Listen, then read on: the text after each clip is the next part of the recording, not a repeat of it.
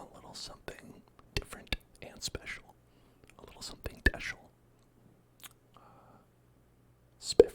Spiffrent and Deschel together.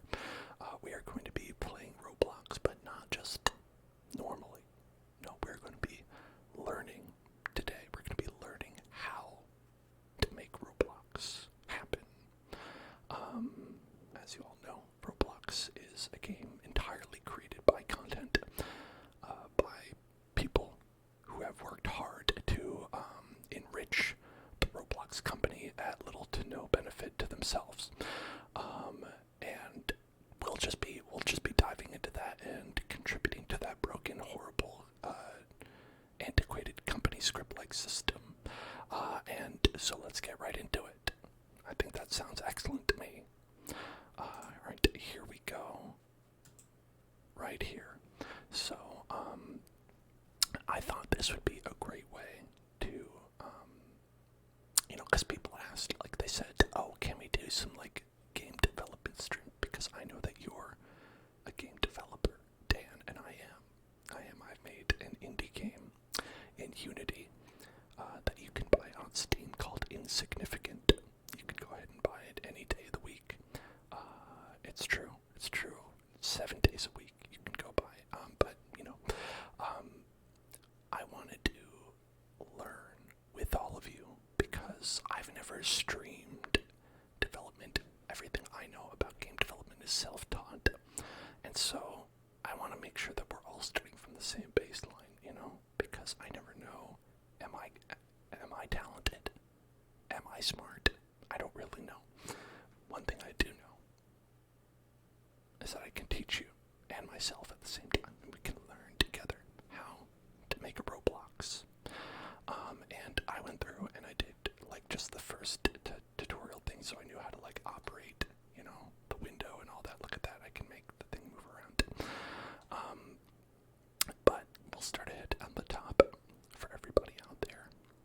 And I think this would be a great way also if you're curious about it, or if you just want to see some nice creative things happening. I like to watch creative things happen, makes me feel productive somehow. And so we'll go ahead and go through, and I won't necessarily read everything here because sometimes a lot of it is pretty obvious. Apparently, in Roblox platformer games are called obbies. Is that true? Are they lying about that? I feel like it's I feel like a cop wrote that. I don't know. I would never call something an obby if it's a platformer. A platformer is called a platformer, not an obby. That sounds like a Canadian television show. Alright, let's see. Now, okay, yeah, download it, and do a new project. So let's go ahead and do that. Just hit Control N here. There we go. Logging in. And there you go. So we're at a new scene now. We've got a base plate, I think. There is. Is there? Yep, right there. And we've got a base plate, and they say first we're going to delete the base plate, obviously. Yeah, so the base plate would be the ground, like you fall on it. Here, I'll show you. So when you spawn in, the nice thing about this system is that this is very similar to Unity, but it's a little bit simplified and worse in some ways also. But here, so you've got this little sun, and that's where you spawn whenever you start the game, and you have a base plate here, stops you from falling down, just goes on forever. Not a lot to it, right? Okay. But what we're going to do is we're going to delete the base plate, and then obviously when we start it up and we play it, you fall forever and die. And there, that's the game. Okay. Great game so far, right? So the idea is that if you're doing a platformer, you'd want to have platforms that you could jump onto, right? So we have a couple of things. As you see, this is the Explorer. They're explaining that over here. Basically, this is where it lists everything that's in your game. Right now we have, let's just focus on the workspace. The other stuff will come later. We've got a camera. That's this. The terrain. That's, okay, well that's not that. The terrain is, guess I haven't learned about that, but I imagine that's just the skybox. That's what I would call the skybox, which is says sun. It's nothing basically. It's just what you see in the distance that you can't actually interact with. Like you could put a picture of a mountain there, and then people would look out and they would see a big picture of a mountain, but it's not actually something you can go to. But basically, the only thing that we have currently in the game is this spawn location, right? Which is just where you appear in the game, right? And so what we're going to do is we're going to create a spawn. Okay, yeah. So you could also make we have it right here. You could make a new one if you want to. Parts. So there's a big button right here that says parts. I click part, and there's a part. Look at that. Boom. Right there. It's a block. Roblox. It's a block. You hit part, and you get part. You can also right click and say insert part, and there's another one, right? There's a bunch of ways to make them, and they are very similar and simple to go ahead and move, but you can also scale them and rotate them, and I'm saying to move it, but it's not. Okay, oh, it's not free move, it's like this. So you can move it in 3 directions, forward and back, up and down, right? And you can also make it different sizes. Hey, Viking of Despair, welcome to the channel. You'd like to make a game, but you have no idea how to model or script. Any tips? Yes. Keep watching. It's not a quick process, you might discover, but it is one that is fairly interesting, I think. So we're going to make this, as you can see, the same. Well, okay, not quite the same. Okay, I guess that's close enough. We'll go ahead and put this here, right there, and check that out. 2 platforms. Now, we're not done, because if we start it up, this is what's going to happen. They're going to fall down. They fell down. They're gone, right? And that's because, if you check out here, we have properties over here on the side. Normally it's over here, but I moved it because my head is in the way. And there are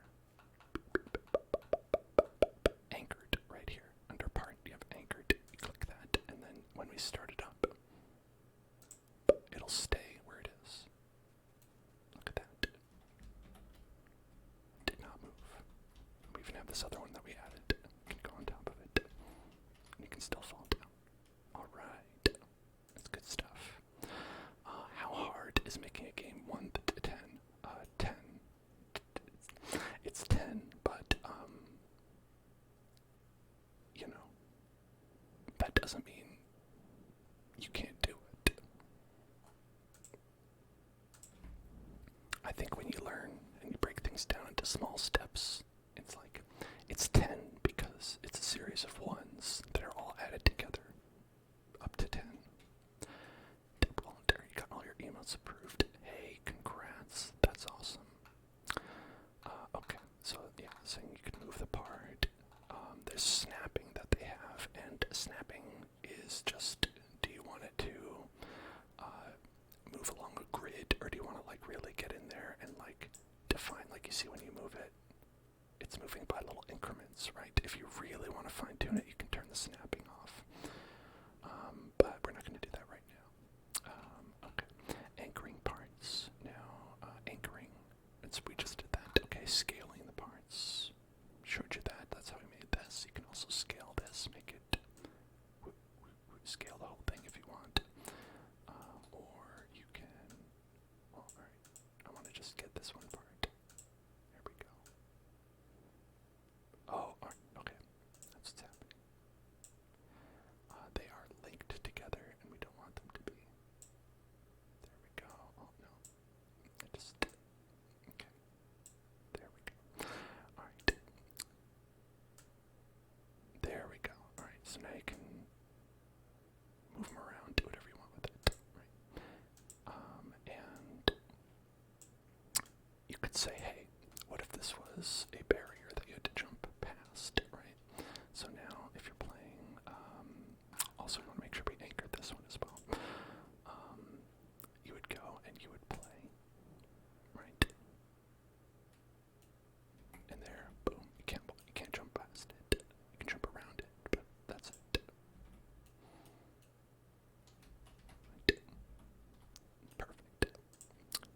I know, this is all like very basic stuff, but, you gotta start at the beginning to get to the hard stuff.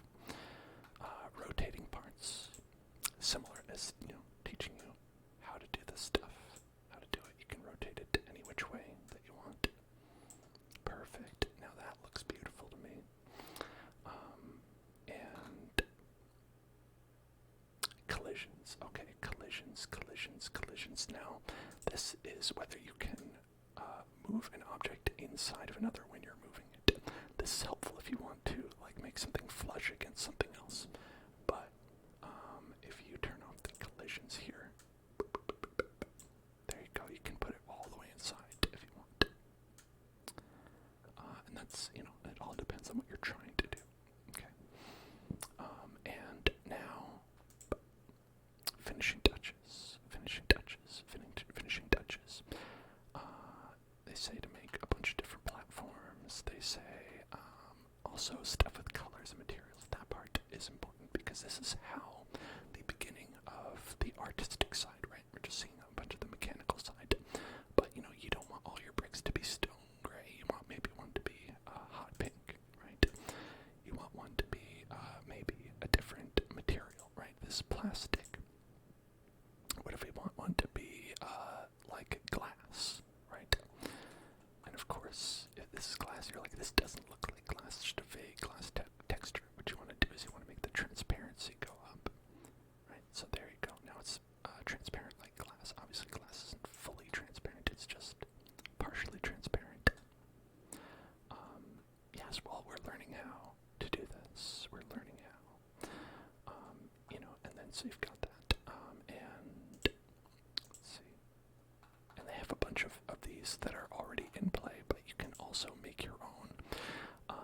And that's how you make truly beautiful things. An artist will probably spend a lot of their time on the materials themselves, making sure that they have just the right exact thing that they want. They're like, okay, I want this to be grass.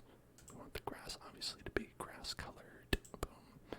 And so then there you go. And they'd have that be like a nice block of grass. Grass block.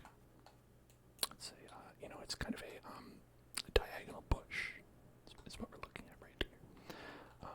Right. And so they also have things, you don't have to make everything by yourself. Some things are provided by Roblox or other people. And I see in this toolbox, this is basically an online marketplace where it's like, oh, I want a 2019 sports car, please. I want a Shrek car. I want a sword. I want I would like an AK-47, please, in my game. I would like this popular horror creature. I would like the right here. Let's add help written in blood. There we go. Now that's always good. It's always good to have help written in blood. And what we're gonna do is we're gonna rotate that. And so all this stuff is created by people. And I would like to say for anybody out there, that does not mean it is vetted by anyone. A lot of the stuff that, is there anybody we could just scale up all the way down? No, that's not what we're looking at. Okay.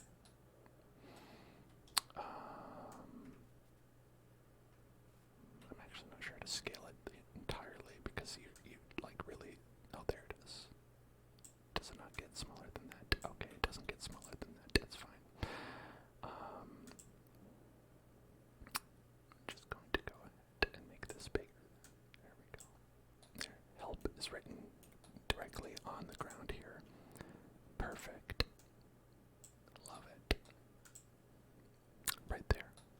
So now when you play the game, it's immersion. Look at this immersive storytelling. Jump and you're like, oh no, someone wants help.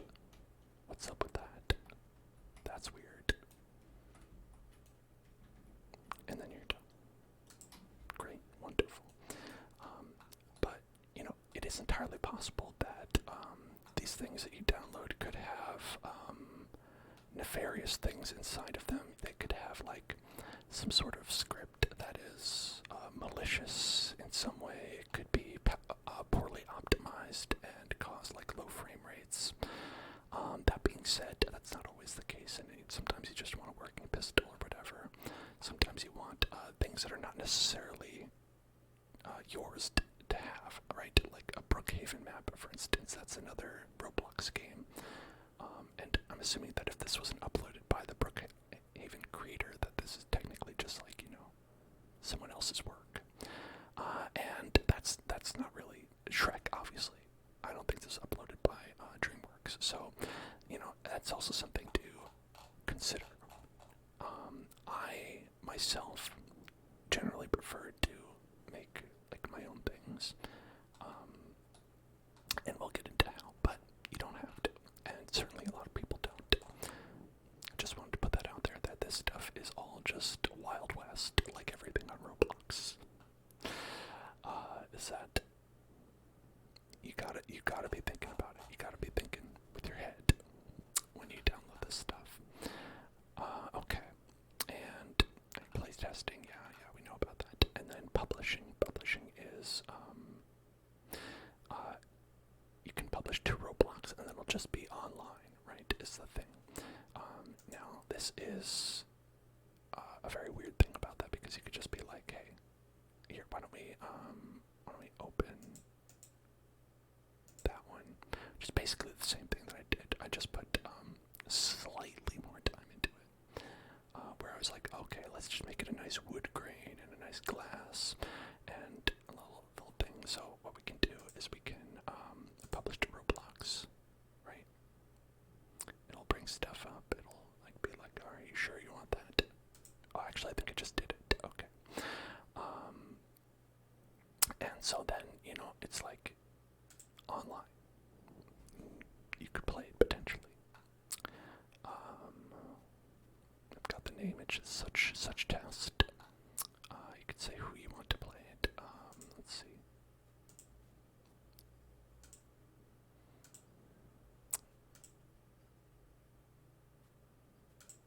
Okay. Well, I don't know how. Never mind. We'll figure that out. For me, this is like a way down the line thing. So it's like you don't really even need to think about that. So let's just do what we really want to do here and learn coding, right? Because what good is this if it's just nothing, right? You're just gonna pop in there, jump around, and then you're gonna be like, where's the game, right? That's where coding comes into play, and coding can seem very scary and it can seem very hard, but I want to let you all know that it is not. That it is not that hard and it's not that scary. Okay. So they are going to show something very simple, which I actually went through just to make sure, because this is a programming language that I don't know, and trying to figure out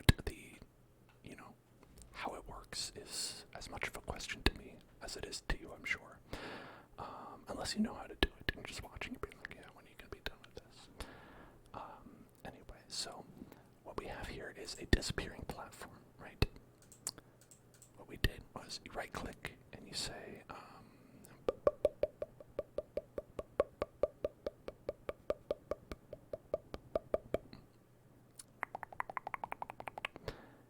right, anchored. There it is. Okay. Oh, okay, it's in the Explorer, the plus button. I see. Okay, yeah, that's it, right? You hit script, and you add a script. You add the script, and it just appears, and it's just script. You double click on it, and this is it. When it's all done, it's called Disappear. I named it that. This is how you do it, basically. So what it is you start, we could just go ahead and let's just make it again. Right. That way you can all follow along. Alright, so now, this is written in Lua. Lua is the name of the script.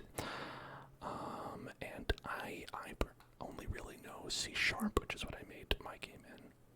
But this is semi-similar in some ways and different in other ways. So what we're going to do is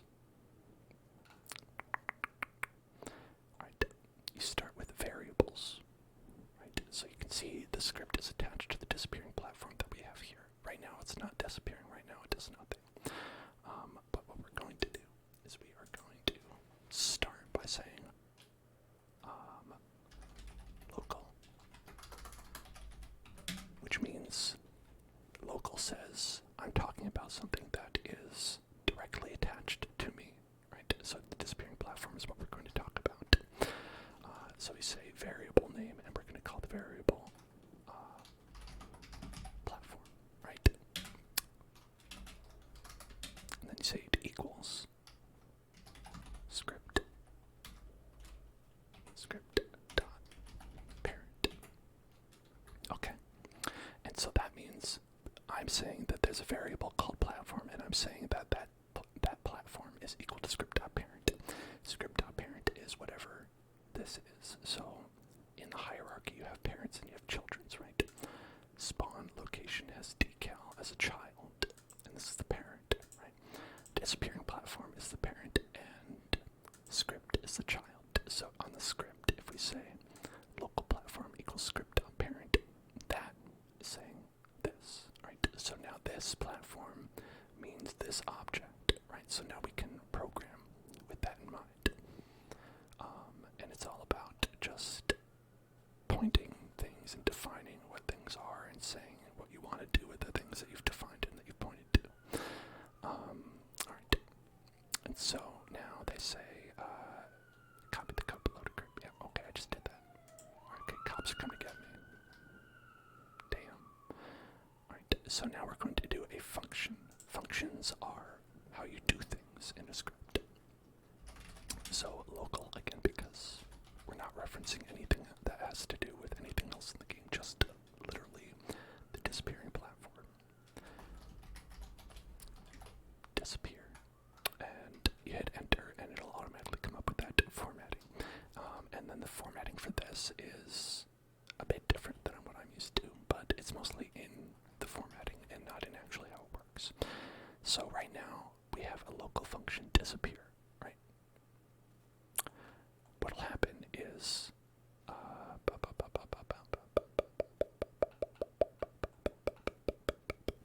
yeah, right there.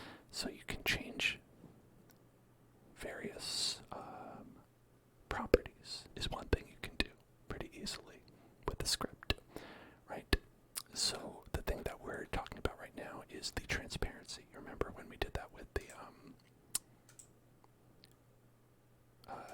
glass, right? We have the glass here. That's transparency like 35, right? So it's like halfway visible. If you put the transparency all the way up, it would be invisible, right? So that's what we're going to do. We're going to say when it's invisible, all the way up. When it's visible, all the way down.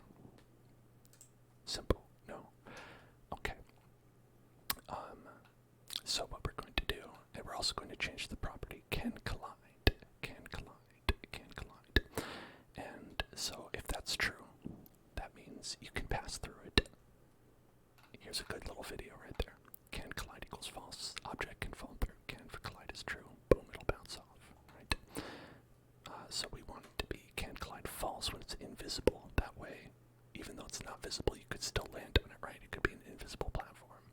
But we want it to be just that you'll drop right through and go fall through and die. So what we're going to do,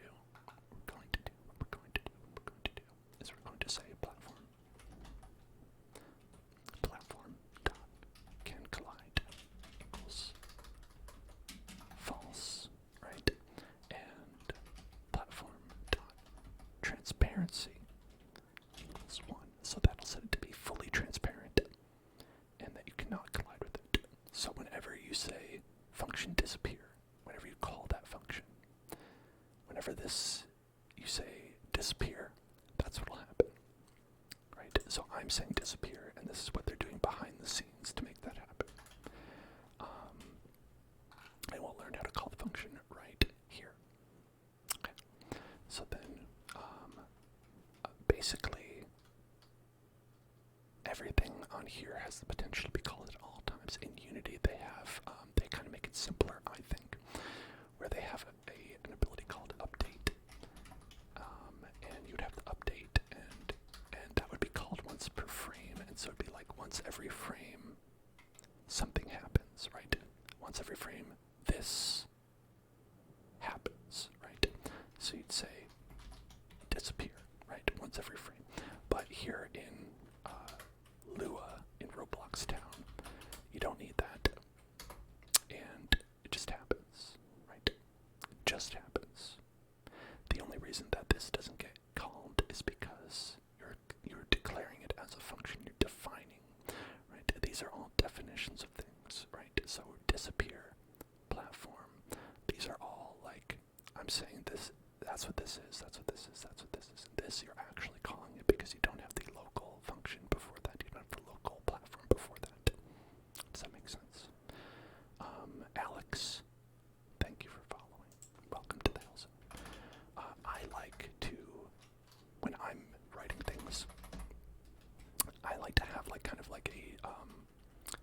separation, right, between the things you're declaring and the things that you're doing.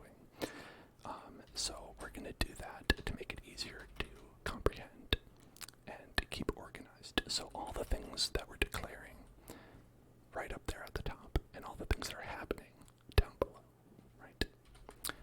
At the top is your toolbox. At the bottom is your work desk. And so what's going to happen if you do this? Here we can, I'll take this off. And we will try this out. What's going to happen is it's just going to disappear right now.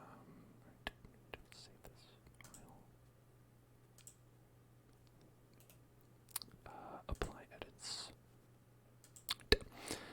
So we have this, as you can see, no transparency, and you currently can collide right there, right? And when we start it up, you're not going to see it, right?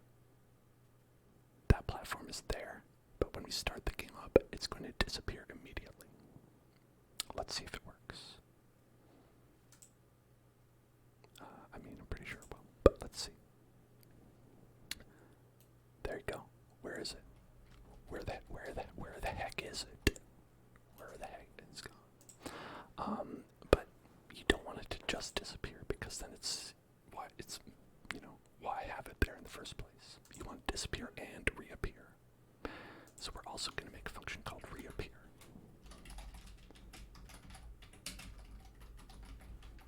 And it's going to be basically the same thing, but the opposite. In fact, I'm just going to copy this. And we're going to make it the opposite. So we set can collide to true and transparency to 0, which is how it is in the beginning, right? What kind of game are we building? Great Wizard asks. Right now, we're going through some tutorials because I want you all to feel like you're on the same page and you have kind of an idea of what we're doing, what we're going through here. Right now, I guess we're programming an obby. Does that mean anything to you? That's what Roblox says that platformer games are called. Okay, so what we'll do here is on our work desk area, we'll call disappear and then reappear. Now, that will make it so you disappear and reappear, basically, very, very quickly, right? And so this is not fully what they want us to do here. You'll see that there's more loops, for instance, but I want to show you what happens if you don't do that. Basically what happens is it'll disappear and reappear very quickly. I don't even know if we'll be able to see it that quickly. Alright, there, yeah, so it disappeared and it reappeared probably in one frame. So now it's back and it's just there, right? It's not a disappearing platform. That's just a platform now, right? So, how do you make it so there's a time delay, right? And it repeats. Well, that's what loops are for. As we see over here, we have a thing called a loop. While true do, while true do, while true do. What the hell does that mean? That means that programmers have a way of writing things that make no sense that you just have to learn and you have to memorize. Basically, while means whatever this is. When this is a true statement, do. And so the code in here will run only when this is true. So you could say while pizza is delicious. Obviously that would always be true. While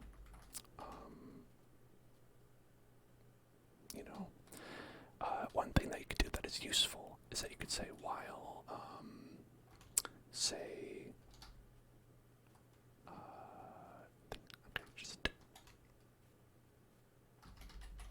while apple is true, right? So you could have a local, I actually don't know if they have bool.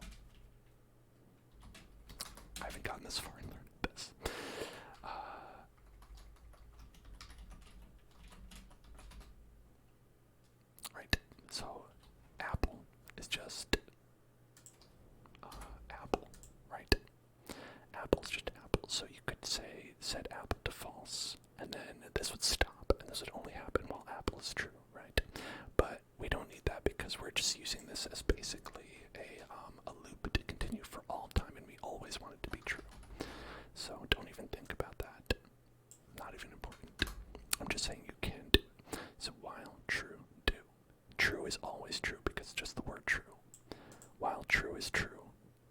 It's just always true. It's like saying, while pizza is delicious, you do this and you repeat, disappear, reappear. So it'll just go disappear, reappear, disappear, reappear, disappear, reappear, and it'll basically just flicker really fast. Too fast, probably. Now, what you want to do is you want to have wait. Wait. So, wait 3 is what they recommend.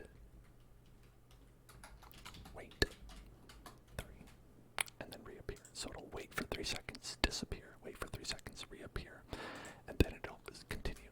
Basically, once you reach the end, it continues because while is still true, so it goes down, back to the start, down, back to the start, and that's why it's called a loop, because it just loops around, like a song that you have on loop.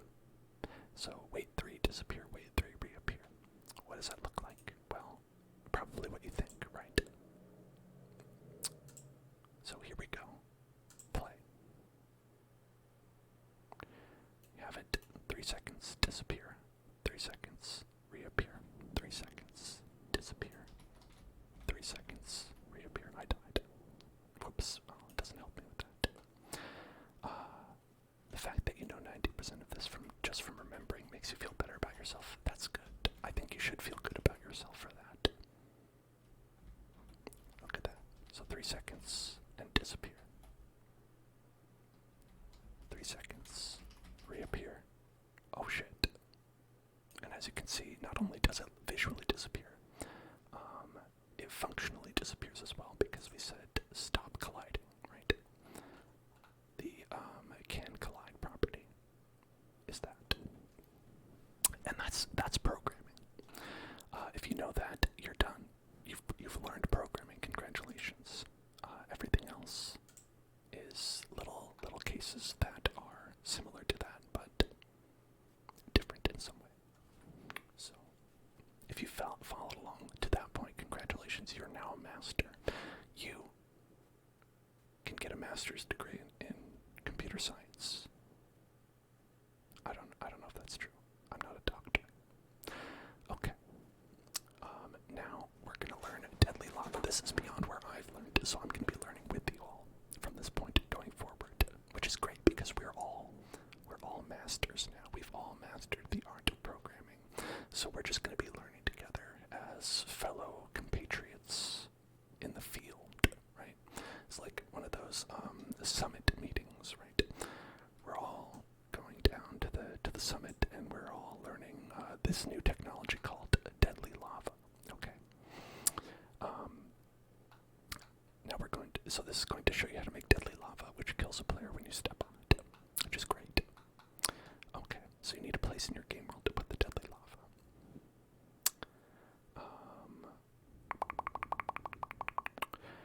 Put it, they say, the gap covered by the disappearing platforms. That's a great idea. Right, so we're going to insert a part. Okay. Insert part. Let's see. Insert part. Right there, and this is going to be our deadly lava right here. And so let's scale it up. Right there, right there, right there. Beautiful. And material to neon colored orange. That's a good idea. Let's try that. So here we have the color. It's orange. Maybe neon orange. And then we could go with the material to neon. Wow, that is pretty that's pretty bright. That's pretty bright, pretty bright, pretty bright, pretty bright, pretty bright. Okay. I think I put it inside again. I don't want that. And it helps, I think, to name everything.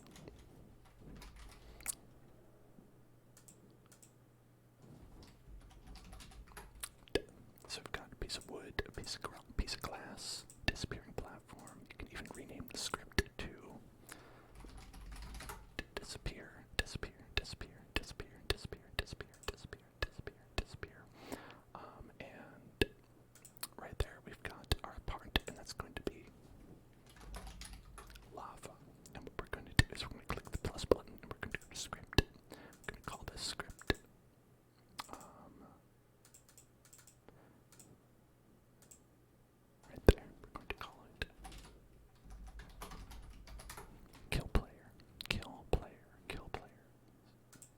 this is going to make the player die.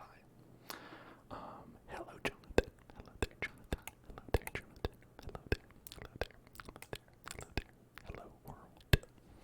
So we're going to call it, boom, local lava, right? So it's a local variable called lava, and it's called script.parent. This is the exact same thing we did with the disappear, right? Platform, lava. It's just calling it a different name. This is just whatever name we want to give it. We could call this banana if you want. You could call this local banana equals script.parent. It doesn't matter. It just means that's what we're going to be calling from there. So far, exactly the same.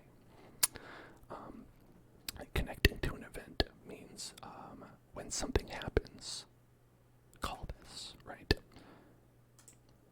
This is a loop, and it says do this all the time because, well, true, right? So do this all the time, but we don't want to kill the player all the time, right? If you do that, they will never be able to play the game, right? You only want to kill the player when something happens. In this case, you touch the lava. Otherwise, we'll constantly be killing the player. So we have local function kill player, right? Hit end. And what we're going to do, they have, so this is a little bit of a different format to what I'm used to here. So lava dot touched. So you see, when you're looking, they have little lightning bolts that indicates an event happens, like touched, ended. So if you're touching an object, if you go up to a Roblox and you walk on an object, touched will automatically be called. And when you walk off, touch ended will be called, right? So if you want to do something when touched happens, which we do, we're going to go there and we're going to say lava.touched. Now what they have is a colon. You put a colon and connect. Okay. And then what that means.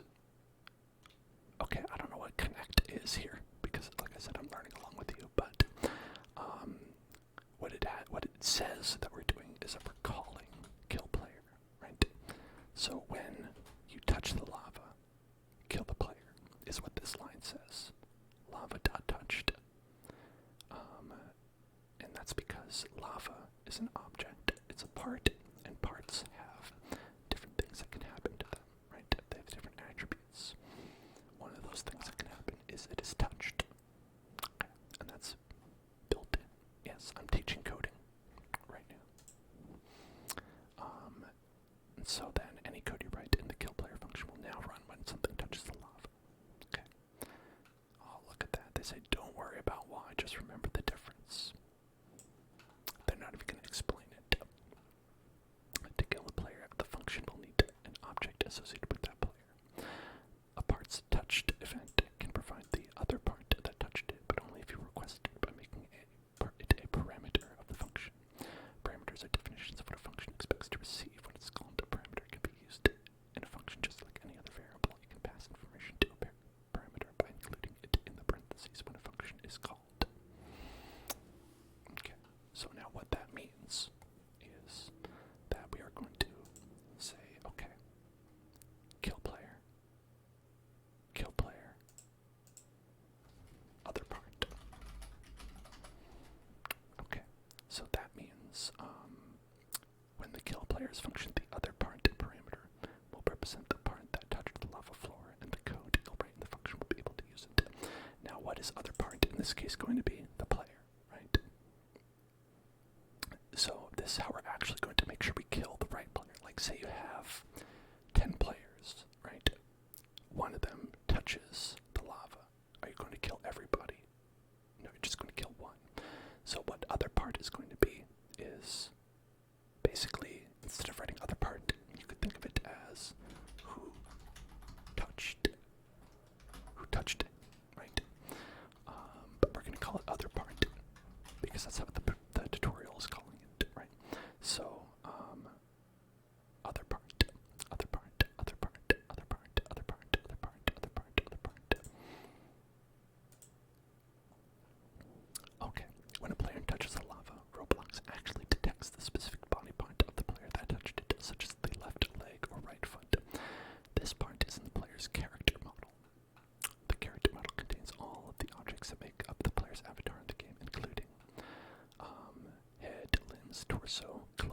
accessories.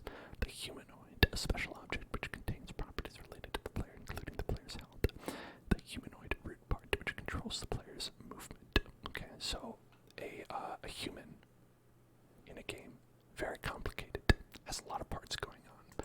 That's all included in Roblox. When you're programming on your own, that's a whole other part of it. Basically, Roblox skips past all that by just saying, here, have this guy that we made. He's already going to run around. The fact that we can go in here, load it up just from the beginning, and have this guy running around, that's all the result of the programming that Roblox has done for this guy, right? Ordinarily, you would load this in and they would just be like T-posing right there. They'd just be T-posing. They wouldn't be animating. They wouldn't be moving. You'd have to program all that in. We have all that skipped for us because it's Roblox. And I guess they just said, we'll do that part, you do everything else, right?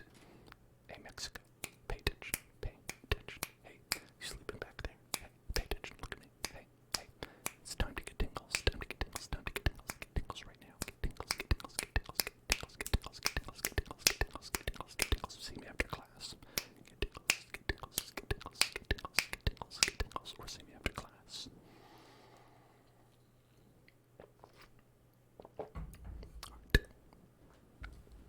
But,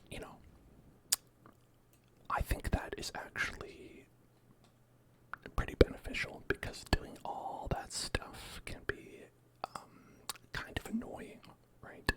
All that stuff can be kind of annoying if you just want to learn, right? If you're just trying to learn, you don't want to do all that basic stuff like making the character animate, making the character move. I think that stuff is useful to know. But Roblox has it already taken care of, I guess, so we're not going to worry about that. So, now, as noted above, any body part that touches the lava is part of the character model, so you can get a reference to the character with the other part apparent, right? Create a variable to store the parent of the part that touched the lava floor. Okay. So what we're going to do is we're going to go local part parent equals other part dot parent, capital P. So now you'll notice that this is another variable, right? Why are we declaring that here as opposed to here, you might ask? That's because this variable is only valid and only used inside this function and doesn't matter outside of that. You could put it up here if you wanted. You don't need to. And sometimes it messes up certain things. If you were to call part parent when you didn't need it, you might kill a player that wasn't touching the lava, right? This makes it so that you only are thinking about killing the player in this function, kill player, right? So if you had another function that was called bubble, right? If you want a little bubble to pop out of the lava, and you had a function for that, and you accidentally called part parent, you might kill the player. So that's just making sure that whatever you're doing, since it only matters here, you're only doing it right here. It's called a temporary variable because of that, because you're not storing this information after you run this, right? It's just a way to be organized. And so other part parent, basically whatever part of anything that touches this, the parent will be the player, right? It'll be the player that touched it. If it's the hand, if it's the leg, if it's your beautiful necklace that you have, if it's your pizza shirt, no matter what it is, the parent of that object will be the player. So we're saying we want this to be the player. Whatever this is, it's going to actually be the player. So other part parent will be the player because the part that touched it, their parent is the player, right? If you touch it with your leg, it was you that touched it, so the part's parent is you.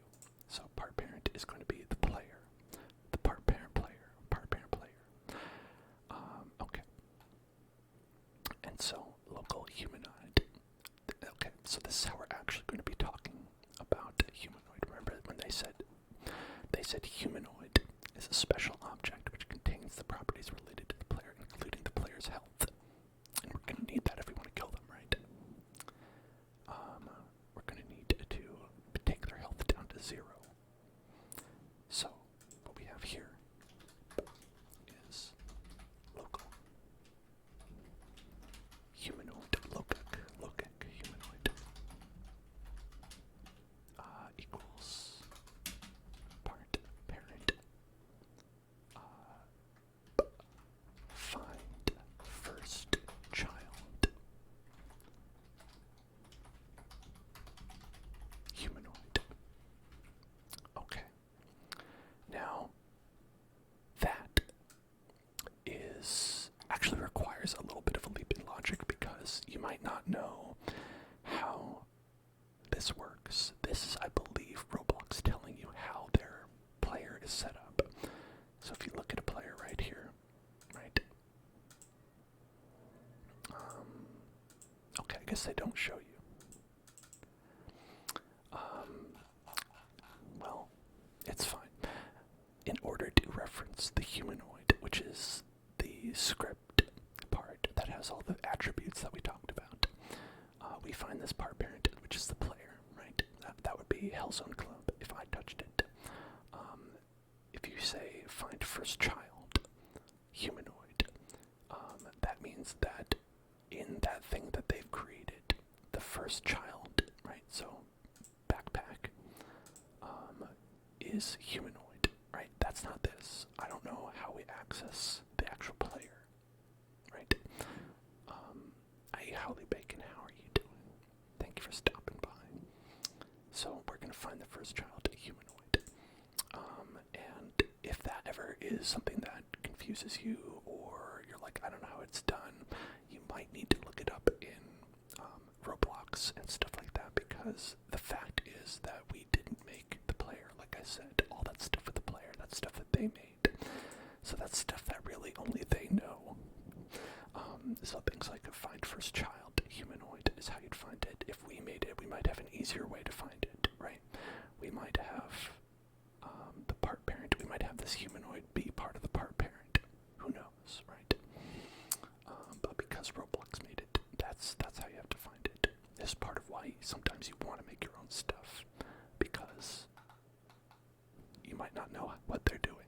They might be doing some wild stuff that you're like, what? Why did they do it this way? I don't know. You can easily check if a humanoid was found again using an if statement. An if statement, those are very important to coding as well. The code in an if statement will only run if the condition defined in the first line is true, right? So that means if we went through all of this, and in fact we did find a humanoid, then you do something, right? So just like we had in here, where the while true, right? If we said if true, then this would always happen, right? So if we said if pizza's delicious, then do this, we would always do that when we're going through this function. If we say if humanoid, we'll only do it as long as we found a humanoid here, right? So if something wild happened, if there's a glitch, and we didn't actually find a humanoid, then this would skip. You would just skip it, and it wouldn't kill anybody. It would not kill the player then. And the way that this is set up is that you have if and end, right? We would not just end the entire thing. We would just skip over it. So if we had like whatever after that, right? It would just basically be like find the part parent, find the humanoid, then do whatever. It would skip right over the section. Defined by end, right? They're called like parentheticals, right? So we do everything inside here, and you do everything inside of there. It's kind of like math, right? If you remember order of operations, if you have like 3 plus 4, 3 plus 2, and you have parentheses, and then you have like 2 plus 4, right? You would add the 2 and the 4, right, first, and then you would do this part, right? You would do 2 times 6, and then you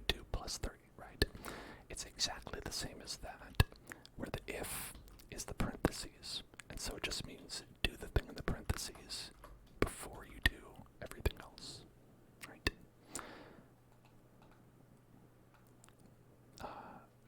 In Lua, any value other than false or nil is evaluated as true. So in this case, you can use humanoid directly as the condition. Okay. Now that the humanoid has been checked, its properties can be changed. If you set its health property to 0, the associated character will die. Right? If your health goes to 0, you die. That's how video games work. Again, because this is one of the properties made by Roblox. Humanoid dot health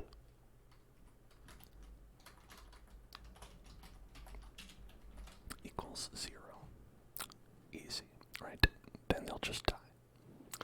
So that actually was the easiest part of all this, right? It was a long road to get there, but ultimately all we did was set their health to 0. We didn't do anything else. We actually did more here, where we changed 2 properties, right? The platform can collide to false, the transparency to 1. We changed 2 properties. Here we're changing 1 property, which is health to 0, and that's all we're doing. It just takes a while to get there because we have to figure out what we're killing. And that's very important. You want to make sure you kill the right stuff. Whoops. Okay, I see. We made an error. All done. We forgot with the lava to turn on the anchored property so it doesn't fall down because the lava fell down. Okay, there we go. There's that lava. So now if we touch it, dead. Dead. That's very graphic. Death. Beautiful. I love it. Just keep on going. Just keep on going. No, okay, we're good. It can be very satisfying after you do that. You go through all this and you're like, let me just watch it happen. Let me just watch them die. And so then we have the final code, as you can see. Beautiful. Okay.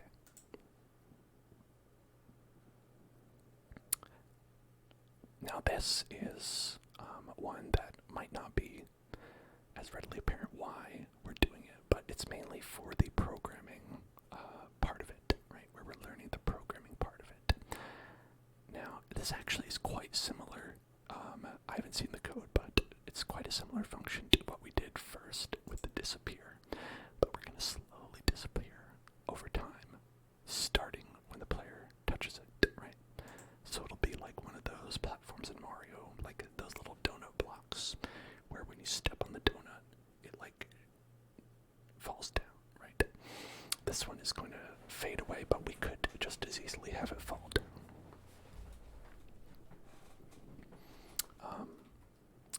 And perhaps maybe we'll do that. Okay. You can place your fading platform above the lava floor. Okay. I mean, sure. Right. Why not? Why not do that? Why not do that? So for that, what we're going to do, let's move this back this way, back a little bit. Okay, and then we're going to get another part. Let's make another part. We can add it this way this time. Part.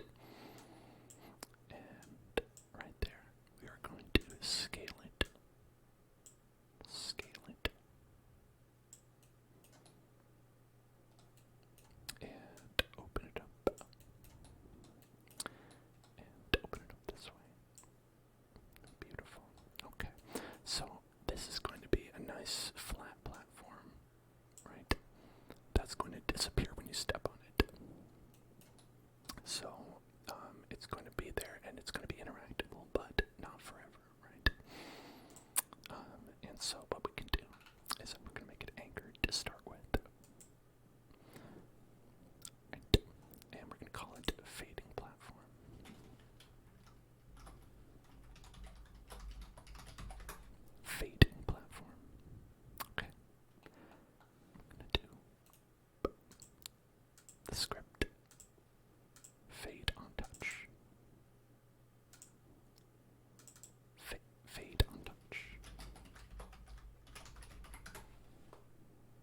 Beautiful. Okay, so fade on touch. It's going to be very similar. I would say we could probably even copy some of the code. But if you'd like, let's just write it again because it's not very much. Local platform. Script done. Parent. Beautiful. Local function. Fade. And basically this is the same, right? Local platform script up here, literally the same thing. And fade is going to be very similar to disappear, right? What we're going to have is an event platform dot touched connect fade. So that means when this platform is touched, you do fade, right? Just like when the lava is touched, connect, kill player. This time, platform is touched, connect, fade. It's the same, right? So far, doing the same thing. And in fact, if you were to look at this, let's just say, copy this. Can collide false, transparency equals 1. Alright. I'm just literally copying the code that's in disappear, right? So we might as well be calling disappear here, right? From the disappearing platform. What happens then? Let's play and find out. Very similar to what we want, right? It disappears immediately. And it stays gone. Not quite what we want, right? What we want is for it to vanish slowly, right? For you to step on it and have a little bit of a reaction time before. That way it's hard but not impossible. Hydration check. Thank you. Extended. I appreciate that.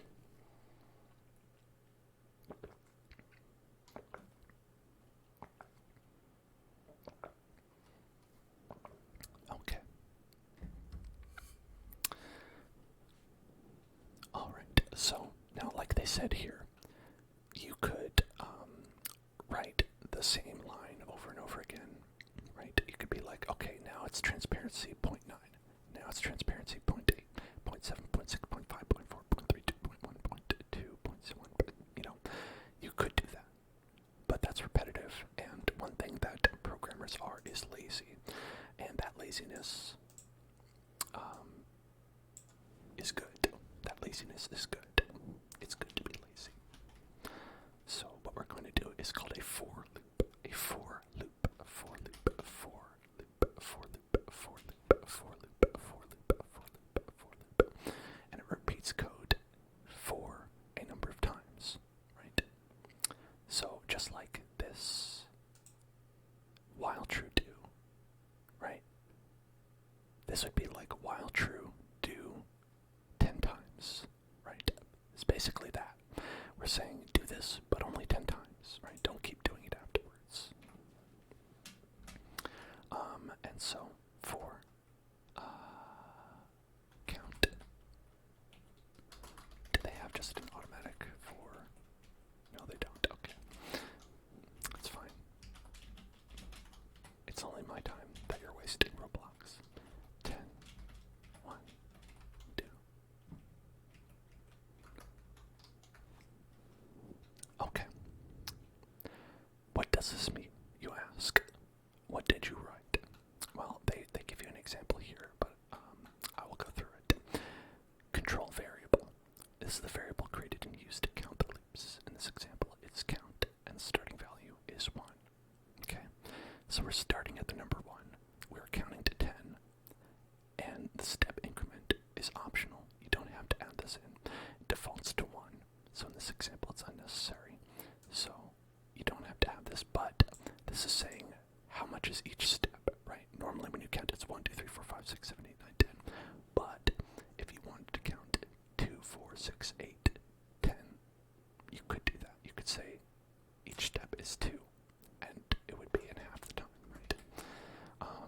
useful, not necessary. That's a useful parameter, but we're not using it right now. So you could just get rid of it. I'll leave it there. And this doesn't have to be 10. It could be 100. It could be 1,000. This doesn't have to be 1. You could start at 0. I like to start at 0 a lot of the time because numbers start at 0 instead of 1. But we'll start at 1 because that's what they say. Alright, step increment, yeah, optional. Right. Create a for loop starting from 1, which iterates 10 times. Right. Inside the for loop, set the transparency property to the control variable divided by 10. That makes sense. So platform dot transparency equals count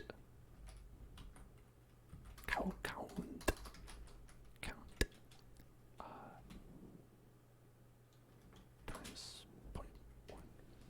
I prefer to do that over the divide. I don't know. I'm weird, I guess. It's the same thing. So count times 0.1. So count divided by 10. Count times 0.1. All the same. Count will be equal to whatever the number is. So the first time we do this, count will be equal to 1. The second time, count will be equal to 2. Then 3, 4, 5, 6, 7, 8, 9, 10. Right? So transparency each time this goes through will be equal to a fraction of the ending amount. When it's 10, it'll be equal to 1, right? 10 divided by 10 is 1, and transparency will be equal to 1, and that is what we have at the end here. So you can see how it's like, we'll end up there, but what it's doing is we are, in a sense, animating it to go from fully invisible to fully visible. And that's ultimately what we want. Okay. And they have a wait point 1. Oh, right. Yeah, okay. That makes sense. Each time we go through, we're going to wait 0.1. So this is going to happen over the course of 1 second, right? Because it's going to go all the way through and up to the top, all the way through, up to the top, all the way through, up to the top, all the way through, up to the top. If you didn't have the wait 1, it would do this in 10 frames. If this is called every frame, I think it's called every frame. So it would happen in about, let's say you have 60 frames per second, 1/6 of 1 second. That's a little bit fast. If you have wait 1, it'll happen over the course of 1 second, which is a little bit more reasonable. So we're going to be waiting 0.1, making it a little bit more transparent. Wait 0.1, make it a little bit more transparent. Wait 0.1, make it a little bit more transparent, until you get to the end, and it's fully transparent. And so that's right. That's right, Mr. Carr. That'll make it transparent. I know you're very excited. Try to keep it down, please. Alright. So, we aren't making... Okay, they're doing that there. Okay, right. Reappearing after the platform has vanished, players should fall through it. The platform should also come back a few seconds after it fades. Otherwise, players will never get to try the jump again if they failed. The can collide property controls whether players can fall through a part. We know that. That's right here. Can collide. So wait for a few seconds using the wait function, and then you can set it back to true. Then you can set the transparency back to 0 so it's visible again. So basically it'll slowly disappear and then pop back. Slowly disappear and then pop back. Okay. So let's go ahead and make that happen. Alright. So after that's done, we want platform dot can collide to be equal to false. Then we'll wait for 3 seconds. And platform dot can collide equals true. And platform dot transparency equals 0. Right? Basically, this can collide equals true, transparency equals 0. Right? So wait for 3 seconds and then reappear. Okay. That is all that needs. let's try it out. And while we do, we'll do a deep breathing exercise. Okay, everybody, here we go.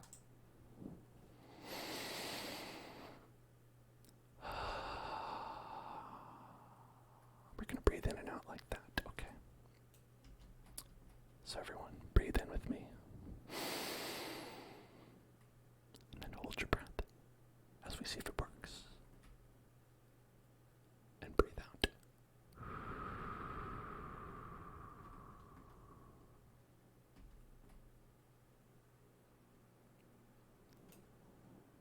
And now, breathe in again.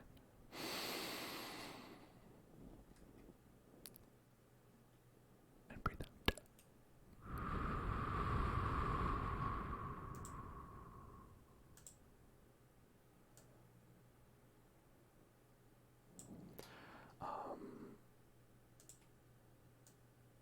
I wonder if there's like a weird interaction with this.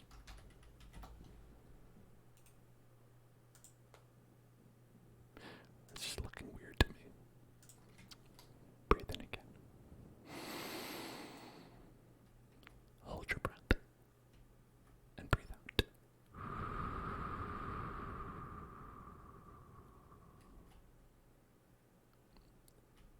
Breathe in.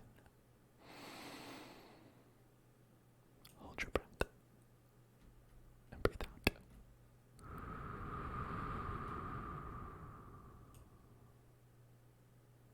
Okay. Now, there is an issue that we're getting to right now. And that's good. That's good. That's good because it's an issue that I was thinking about as that was happening. Alright. Hey, paper crane.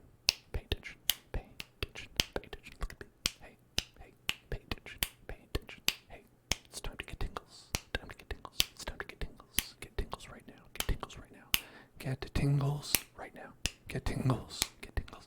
Get tingles right now. Get tingles right now. Get tingles. Get tingles. Get tingles. Get tingles. Get tingles. Thank you. Okay, so what was happening there? The fact is, when we were touching that object, this happens, right? This happens when you touch the object. But this happens every frame you're touching the object. So this happens again and again and again and again and again every frame. And that's not what we want. Because you only want it to happen once. Right? So what we're going to have to do is we're going to have to make it only work once. They call it debouncing. I've never heard that word, but I assume that they're correct about that. Unless it's another obby thing, and they're making it up. To debounce a function, a Boolean variable can be used to keep track of when the platform has already been touched. Boolean just means it only contains the values true and false. That's right. If you hear Boolean, Boolean is a funny word that means true or false. I don't know what that means, but I don't know why it's Boolean. I've just always learned that. Yes, we are eventually going to make our own game. I think right now we're in the learning stage, but I think we will end up making a game at the end of this. Is touched equals false. So this says, was this touched? If it was touched, don't do it again. Alright. So it starts out as false because it starts out not being touched.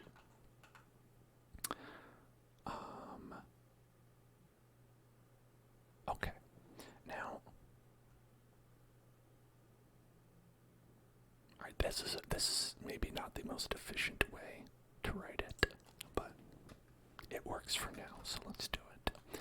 If not is touched, then so that means if it has not been touched. Let's go ahead and indent all this. Part of the reason I don't like this is because of how much indenting you need to do. I would have this just stop the whole thing. Personally. Now, they say not also do, right, they have it right here, if is touched is false. Now, or if is touched is nil. That's how I usually like to write it, but you could say if not is touched, right? That just means if this is false, then don't do this. Or if this is false, then do it. And if it is true, then don't do it. And so, the way that we do it is that when we start, we set is touched to true, right? So right there. Is touched equals true, right? And then what we want to do is we want to make is touched false at the end, so that it can happen again. So basically, this just means that while this is happening, we're saving a little bit of time while this is happening, where is touched is true, and at the end, it'll be false, so this can happen again. And so it just basically makes it so you can only hit it once, and then not have it happen 10 million times.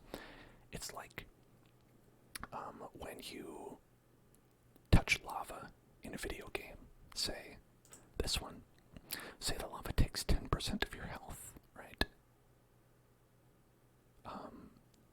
If you don't have it wait, then it'll just take 10, 10, 10, 10, 10, 10, 10, and you'll die immediately. Whereas, obviously, in most games, you get like another chance, right? You touch the lava, and then there's a little bit of an invincibility part, right? That's basically what we're doing. We're basically adding a little bit of time when we're going to ignore the fact that you're touching it and just have it disappear. I assume that's all we needed. Yeah, that's all we needed. Okay, so watch. Beautiful. Beautiful. And it's already back. And you could always wait for it. Look at that. Amazing. That's programming, baby. That's a program, baby. Okay. Scoring points. Pimp also asks what kind of game we want to do. I think we'll probably try to do something fairly simple to start out with, but what I also want to teach everybody is I want to teach everybody how to make a game that is enjoyable.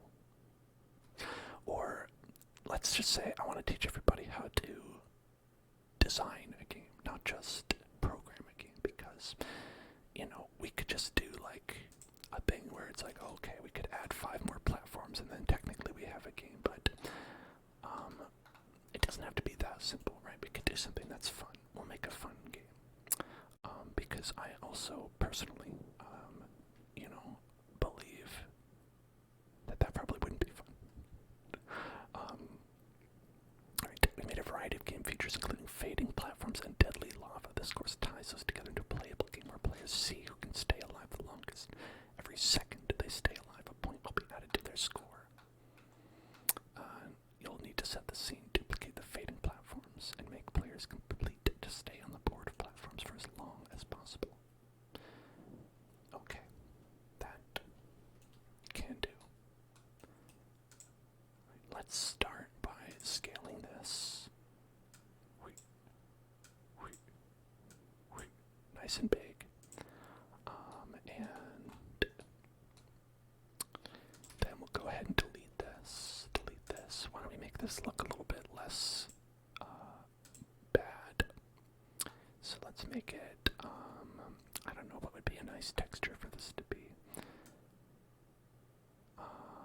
Maybe some bricks. It could be some bricks, and they fall apart. At that. Nice bricks. Nice bricks. And we'll put this over here. We don't need that right now. Right, so then we're going to duplicate it. Right, so I don't... Okay, Control D does duplicate. Control D.